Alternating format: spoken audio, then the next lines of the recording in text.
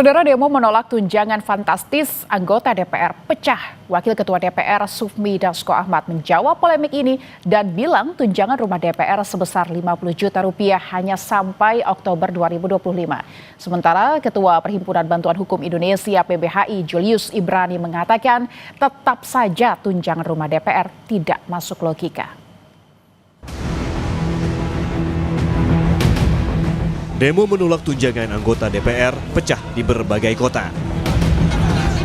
Kemarin, di Medan, Sumatera Utara, mahasiswa dari berbagai aliansi menggelar aksi unjuk rasa di kantor DPRD Kota Medan. Massa menuntut anggaran tunjangan DPR dialihkan ke program yang lebih pro rakyat.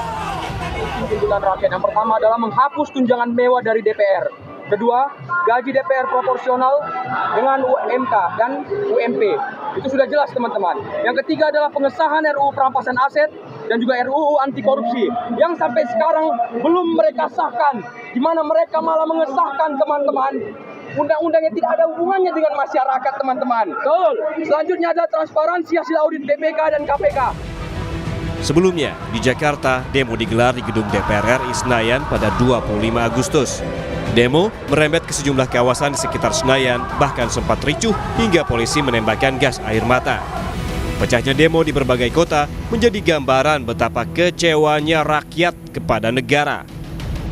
Di saat ekonomi tidak baik-baik saja, PHK di mana-mana, dan biaya hidup yang tinggi, wakil rakyat justru mendapat begitu banyak tunjangan. Mulai dari tunjangan listrik dan telepon hingga 7 juta, tunjangan beras hingga tunjangan perumahan yang tembus 50 juta per bulannya. Tapi soal ini DPR punya alasan. Mendapatkan tunjangan perumahan setiap bulannya 50 juta dari bulan Oktober 2024 sampai dengan bulan Oktober 2025, yang mana uang tersebut akan dipakai untuk kontrak rumah selama masa jabatan anggota DPR 5 tahun, yaitu selama 2024 dan sampai dengan 2029. Jadi setelah Oktober 2025, setelah bulan Oktober 2025, anggota DPR itu tidak akan mendapatkan tunjangan kontrak rumah lagi. Ketua Perhimpunan Bantuan Hukum Indonesia, Julius Ibrani, yang kami cuplik dari program Sapa Indonesia Pagi, punya pendapat. Ia bilang tunjangan rumah DPR yang fantastis tidak masuk logika.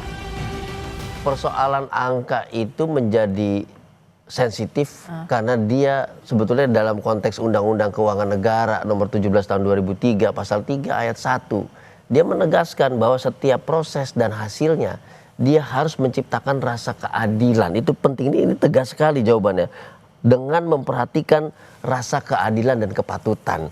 Kalau memang rumah Kalibata dan Ulu Jami belum layak renovasi, kalau memang mau ada tunjangan, maka rumah-rumah itu dijual untuk mengganti tunjangan itu agar tidak di Ciputat tapi lebih dekat lagi, kan gitu ya.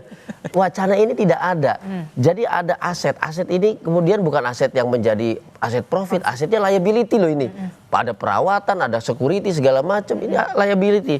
Kemudian untuk merespon liability ini dalam konteks keuangan, dia menciptakan liability lain berupa expenses, pengeluaran. Ini yang nggak masuk logika. Padahal masyarakat dihadapi pengeluaran dan pajak. Tunjangan mewah anggota DPR kontras dengan kehidupan masyarakat yang untuk hidup sehari-hari pun harus berusaha keras. Tos sih rata-rata 2,5 sampai 300 ya. Kalau kebersihnya paling yang antara 100 sampai 150 lah bersihnya itu ya. Lalu sebenarnya realistis nggak sih Mas dengan pendapatan seperti itu bisa mendapatkan rumah misalnya di Jakarta? Jauh dari harapan. Kalau dengan pendapatan segitu sangat jauh. Kita nggak bisa dipastikan, Pak. Kadang lagi ramai, ya begitu Pak. Kadang bisa mencapai 40 dan kalau untuk mencapai 100 agak sulit Pak. Sulit itu per hari tuh. Iya, ya kita ya terlalu miris ya kalau bagi kita ya. Karena untuk biaya sebegitu kita yang nyari tiap hari aja tuh sulit, untuk mencapai 100.000 aja sulit. Sedangkan dia per bulan 50 juta. Nah, Lalu, apakah penolakan masyarakat atas gaji fantastis DPR bisa mengetuk nurani pemerintah dan wakil rakyat?